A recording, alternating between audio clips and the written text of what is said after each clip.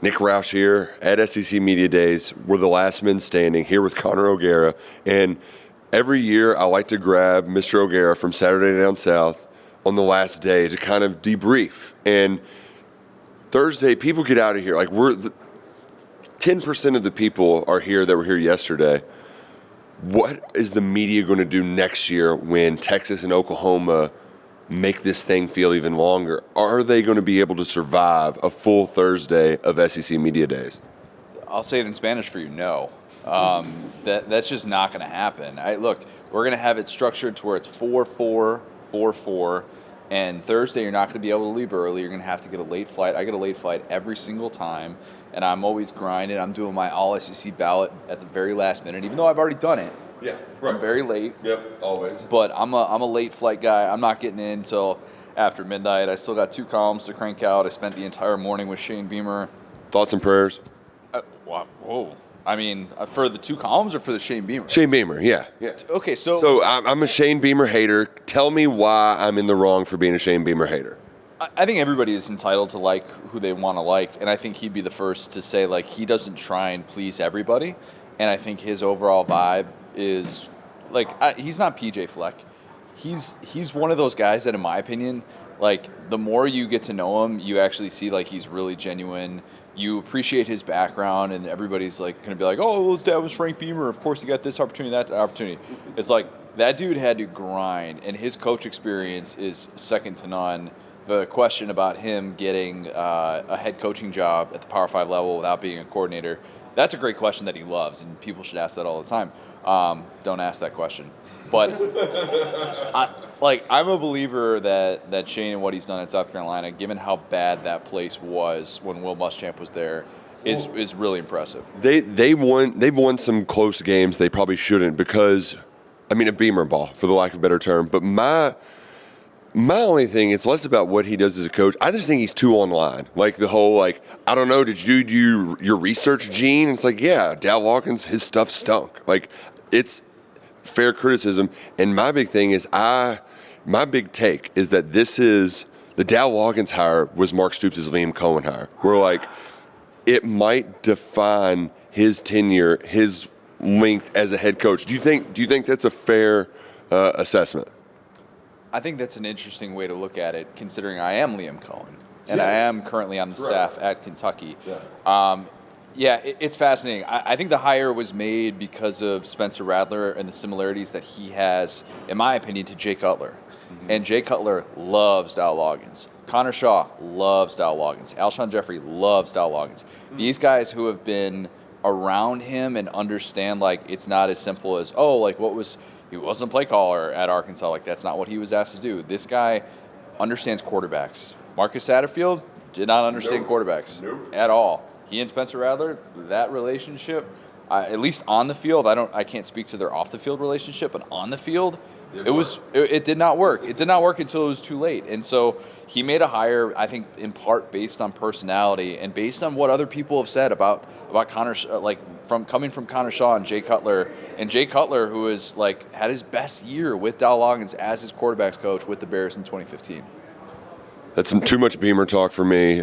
South Carolina, I feel icky right now. So winners and losers, because you have to have winners and losers from Media Day. It's a column, a tale as old as time. Biggest winner, biggest loser. I like to be a hater. Can we start with losers? Oh, yeah, let's do losers. Jimbo Fisher, biggest loser here. One of these days, Jimbo Fisher is going to look at a camera and say, Bobby Petrino is our play caller. I'm taking a step back. That's how it's going to look. Here's what our offense is going to look like. And he's going to say that, and he's not going to be releasing the world's secrets like he thinks he is. Thinks he's got the nuclear codes. Bro, you were 5-7 last year. They see what you're doing. Like, I was talking to Jordan Rogers about this.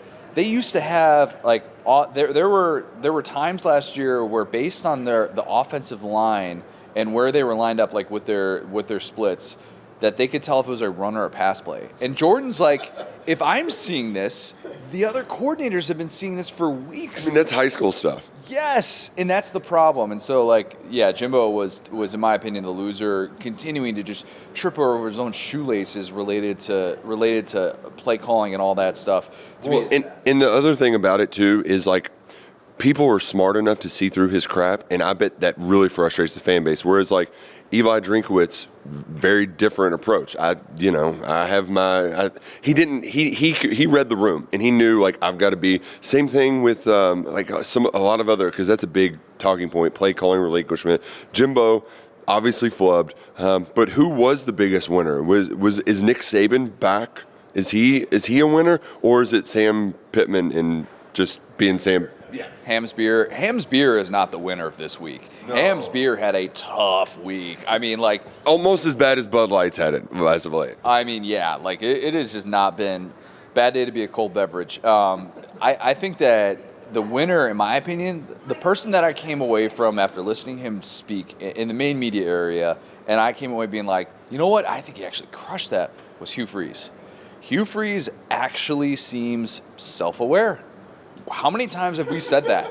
Seriously, it's like I have to like stop myself, and I'm like, wait, is Hugh Freeze like a self-aware person? And for Auburn to do that to him, Auburn does like it usually goes the other way. Like you spiral once you get there. Could that be like the light bulb going up for him? I don't know, but like I came away from it thinking, okay, like here's somebody who gave us full transparency about his offensive play calling and said, hey, I think once upon a time I was one of the best play callers in this sport. I would agree with that. And no longer is he one of the best play callers in the sport. He brought in Philip Montgomery. They're going to run his offense. They needed to change the terminology. That's terminology that they've been using since he was coaching high school football. They needed to change. It's adapt or die. I think Hugh Freeze, who has been like a little bit of a rogue Dabo Swinney at times without the championships, I think that there is a case to be made that he was the winner of the week.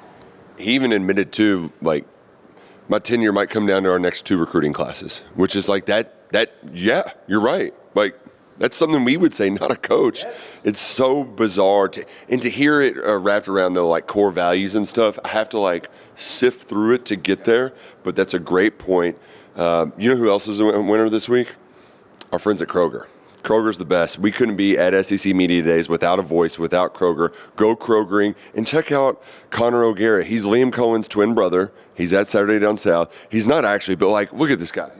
I mean, same breed of human. Look, I'll take the glasses off. Without the glasses. Yeah. It's weird. We did the double take together when I met him the first time in 2021, and like it is bizarre. My brother ran into him jogging while in Muncie.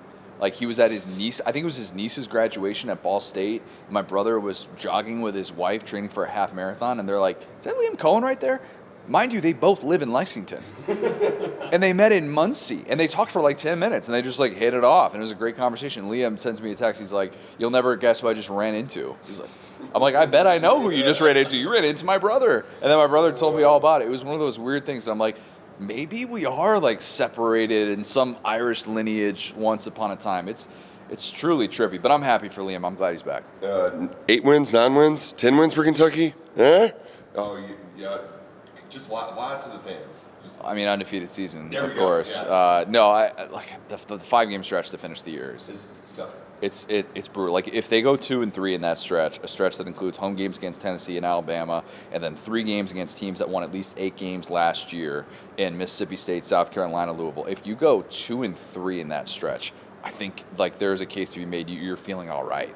I mean, really, like that's the issue. And that's a Georgia. So if you're 2-3, like 8-4 should feel comfortable. Yes, because then you could get to that place at 6-1. If Kentucky gets to that place at 6-1, it won't be surprising. I will probably have them at 6-1, getting to that point. But man, that is what is preventing me from saying that it could be one of those years for the Cats. You're a prisoner of your own schedule, and we're a prisoner of everything we've done at SEC Media Days. It's been a blast. Connor O'Gara, ladies and gentlemen. In and out. What is Krogering?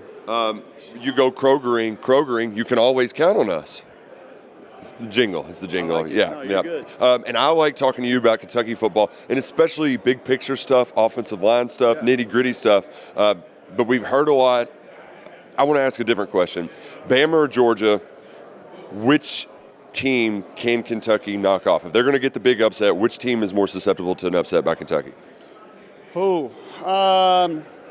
Right now I'm probably going to say Alabama, just because I have a little more confidence with what Georgia's roster is top to bottom. And even though Alabama, we talked to J.C. Latham this morning, and they've tried to make this public emphasis of they're getting back to ground and pound and they're going to get back to a team that can play bully ball. I know they want to do that, but they haven't really been that the last few years. Georgia is that, has been that. So that's not going to be the recipe to knock off Georgia. Like, nobody's going to go in there and out heavyweight fight the heavyweight champion. So you need a different style. I look at what Kentucky has at wide receiver, and I think with Alabama's secondary having some new faces, you may be able to cause some problems there. The D-line not as dominant as it has been. You say the same thing for Georgia too, but like Dallas Turner's going to be great. I think Shaheem Otis going to be great, but it's not the guys we're used to seeing the last 8-10 years at Alabama. So I have more confidence in what Georgia's going to have around their quarterback than Alabama's right now, just a little bit more. So I would probably say Alabama. Yeah, and Kentucky gets Alabama at home. It's the week after they play LSU, so a little bit more beneficial in that regard. Another big game at Kroger Field where we'll be Krogering in Lexington. Tennessee coming to town. There's a chance you could have some top 25 matchup, right? Yeah. And this rivalry game, it cuts us real deep. What is the formula to get this 900-pound gorilla off Kentucky's back, kind of how they've done so with Florida in that Florida series? Man, this is going to sound super like elementary and ground level here, but it's execution. And I actually went back and watched that game a couple times this offseason, and it's not like Tennessee just kicked Kentucky's ass. It wasn't like up and down the field. There were 3 very specific blown coverages that essentially decided that game. Now, I will say this. Tennessee brought the fight. Like, Darnell Wright, he played his ass off in that game. Like, it was a much more physical game than people thought. Right. There were some mistakes made by Kentucky offensively. But, again, going back to execution, I think with Tennessee, you got to counterpunch. Because I think what Alabama tried to do is just, we're going to play coverage. Like, we're going to try to play your game, the back and forth. We had one of those in Lexington a couple of years ago. You don't want Tennessee's track meet. Right. That's where Kentucky can out Kentucky Tennessee. Like, take a fist fight, like drag Tennessee in a back alley and make them fight your kind of fight. So I think that would be the recipe for me, and I think there could be a part of where Kentucky can have an advantage doing that this year. You play Georgia. I don't want a slugfest. No. You play Tennessee. I don't want a track meet. No. So you have to find those contradictory styles and make them play your game. That's where Kentucky can find success against the Vols. Well, Kentucky's done the slugfest thing for years. Yeah. Benny Snell football, Joe Moore Award offensive line, Darian Kennard, Fortner, on and on. But this is a different Kentucky football team. The personnel dictates that the style is going to look a little bit different with Liam Cohen, Devin Leary, and that wide receiver room. Can it work? Can a Mark Stoops team have success being a little bit more lenient on the pass game? Does that formula happen under his watch? Well, it's going to happen to an extent, but you still, and I mean, Freddie wrote about this. I asked Coach Stoops about it again on our show this morning. That blueprint, that foundation, like Coach Stoops' home is built on a foundation of physicality. That's not going to go away. He's also done a great job of saying, you know what, we probably can't be stuck in the mud playing 3 yards in a cloud of dust, even though we can kick your ass all the time. So they go out and they find a Barryon Brown. They go out and find a Lynn Bowden who can move around and do different things. They go get a Wandale Robinson. Now, I believe they have the best receiver room they've ever had. Now, that doesn't mean that any of them are Craig East or any of them are Randall Cobb, but collectively, I think it's the best I've ever seen.